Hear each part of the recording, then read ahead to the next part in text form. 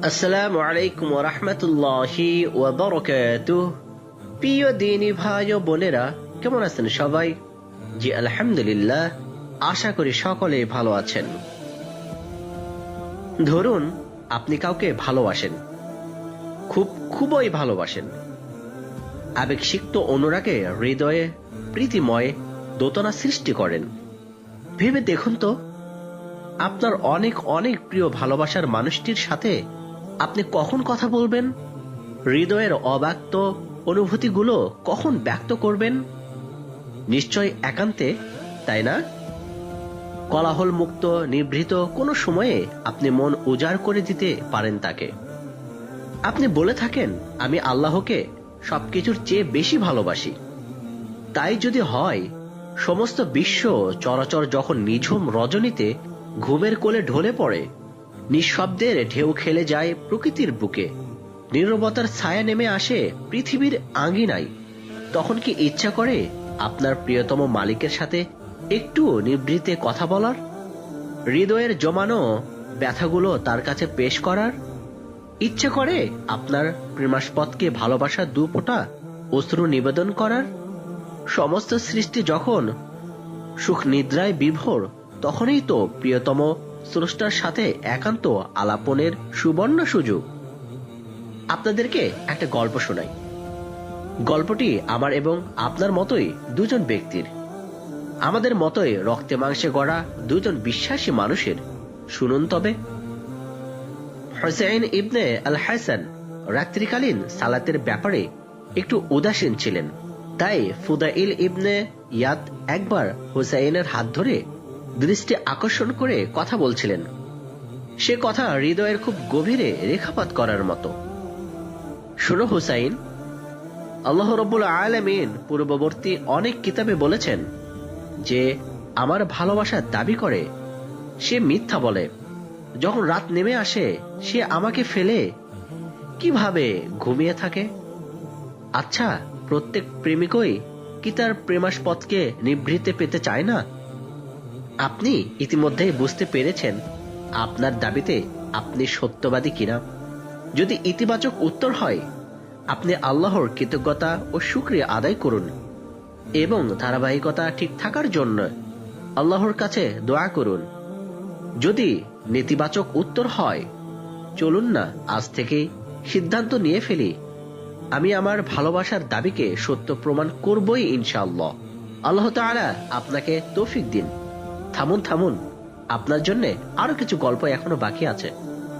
আপনি এরই মধ্যে একটি হাদিস প্রায় সময় শুনে আসছেন। হ্যাঁ, ঠিক ধরেছেন। আবু হুরায়রা রাদিয়াল্লাহু তাআলা আনহু হতে বর্ণিত হাদিসটার কথাই বলছিলাম। রাসূলুল্লাহ সাল্লাল্লাহু আলাইহি ওয়াসাল্লাম বলেন, ফরজ সালাতের পরে সর্বোত্তম হলো শেষ রাতের সালাত। অতঃপর কি হলো? হাদিসটি শোনার পর আপনার বিশ্বাসের জমিনে ইচ্ছার বীজ বপন করে ফেললেন। আমাকেও এই সালাতে শামিল হওয়া দরকার। এর সাথে সাথে জেনে ফেলেছেন শেষ রাতে সালাতে অভ্যস্তদের জন্য আল্লাহ রাব্বুল আলামিনের কাছে সুমহান মর্যাদার কথাটাও ওই যে ইবনে আব্বাস রাদিয়াল্লাহু তাআলা আনহু যে হাদিসটা বর্ণনা করেছিলেন। রাসূলুল্লাহ সাল্লাল্লাহু আলাইহি ওয়াসাল্লাম বলেছেন, আমার উম্মতের মধ্যে সবচেয়ে সম্মানিত হলো কুরআনের ধারক বাহক এবং রাত্রিতে ইবাদতকারীগণ।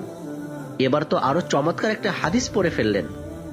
জাবির রাদিয়াল্লাহু তাআলা আনহু বর্ণনা করেছেন, যেটা রাসূলুল্লাহ সাল্লাল্লাহু আলাইহি ওয়াসাল্লাম বলেছেন, তোমাদের উচিত রাত্রিকালীন সালাত মানে তাহাজ্জুদ নামাজ আদায় করা, কারণ তা তোমাদের পূর্ববর্তী সালিহ বান্দাদের অভ্যাস, আল্লাহর নৈকট্য অর্জনের মাধ্যম, পাপ থেকে রক্ষাকারী, মন্দ আমলের সমূহের অপনোদনকারী, শরীর থেকে রোগ ব্যাধি উপশমকারী। তারপর আপনার সুপ্ত বাসনার অঙ্কুরোদ্গম হল, মোটামুটি স্থির হলেন, আত্মবিশ্বাসের পারদ হয়ে গেল ঊর্ধ্বগামী। কিন্তু বাদ সাধল আরেকটা সমস্যা। কি সেই সমস্যা? আপনি ঘুম থেকে জাগতে পারছেন না। আপনার জন্য আছে এই দ্বিতীয় গল্পটি।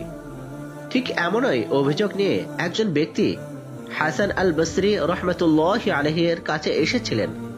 লোকটি বলেছিলেন, আমি অনেক চেষ্টা করেও রাত্রে তাহাজ্জুদের জন্য ঘুম থেকে জাগতে পারি না। আমার জন্য কি প্রতিষেধকের পরামর্শ দেবেন? হাসান আল বসরি খুব অল্প কথায় তাকে সমাধান দিয়েছিলেন। তুমি দিনের বেলায় পাপ কাজ থেকে দূরে থাকো, তাহলে রাতের বেলা সালাতের জন্য জাগ্রত হতে পারবে। রাত্রে সালাতে দণ্ডায়মান হওয়াটা অনেক বড় মর্যাদার ব্যাপার, আর পাপীকে কখনো এই মর্যাদা দেওয়া হয় না। অল্প কথা, কিন্তু ওজনটা কতটুকু ভারী চোখ বন্ধ করে কেবল অনুভব করা যায়, নয় কি? আপনি মানসিকভাবে প্রস্তুত? আপনার দিনটি আল্লাহ রাব্বুল আলামিনের সীমারেখা অতিক্রমে কোনো ছোট উপলক্ষেরও সাক্ষাৎ পায়নি। আলহামদুলিল্লাহ, এই তো আপনি সফল। অভিনন্দন, আপনার জন্য চূড়ান্ত গল্পের ডালি নিয়ে আমি অপেক্ষামান। তার আগে কিছু পরামর্শ আপনার জন্য। খুব বেশি নয়, আপনি মাত্র আধা ঘন্টার প্ল্যান নিয়ে শুরু করুন। মনটাকে শক্ত করে ফেলুন, আত্মবিশ্বাস রাখুন, আল্লাহ রাব্বুল আলামিনের উপর আস্থা রাখুন। প্রাথমিকভাবে প্রতিদিন হয়তো সম্ভব হবে না, কোনো কোনো দিন আপনার পক্ষে সম্ভব হচ্ছে। আগেই তা ঠিক করে ফেলুন।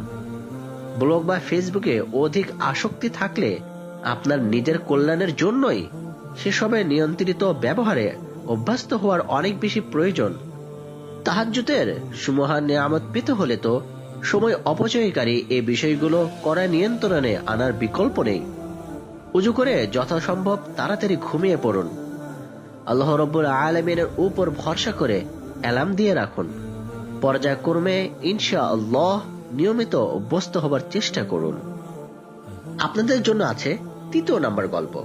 এই গল্পটা অনেক অনেক বেশি প্রেমদায়ক, হয়তো আপনার সাথেও মিলে যেতে পারে।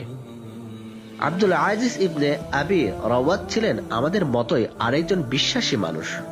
তিনি শেষ রাতে সালাতের জন্য উঠতে চাইলে কোমল ও আরামদায়ক বিছানার পরশে কিছুটা পিছুটান অনুভব করতেন। তারপর কি করতেন জানেন? বিছানায় হাত বুলাতে বুলাতে বলতেন, ওহ, কত নরম আর আরামদায়ক তুমি, কিন্তু জান্নাতের বিছানাটা যে তোমার চেয়েও অধিক কোমল আর আরামদায়ক। অতঃপর তিনি সালাতে দাঁড়িয়ে যেতেন। সর্বশেষ গল্প শোনার আগে, আচ্ছা, আপনি অনেক খুশি না? আরে আরে, মুচকি হেসে কি লাভ? বলেই ফেলুন, আমরাও একটু শুনি। আপনার হৃদয়ে প্রশান্তির সুশীতল বাতাস স্পর্শ করে যাচ্ছে কি নির্মল সিগ্নতায়? কিন্তু আমি আপনাকে স্বার্থপর বলি, তা নিশ্চয় চান না। আপনি যদি ভাইয়া হয়ে থাকেন, তাহলে আপুকে বঞ্চিত করবেন কেন? আর আপুরাই বা কেন ভাইয়াকে ফেলে সৌভাগ্যের অংশীদার হবেন? চলুন না, দুজনের ভালোবাসার পদ্ম দুটো আল ওয়াদুদের চূড়ান্ত ভালোবাসার মৃণালেই ফুটিয়ে তুলি। রাজি তো?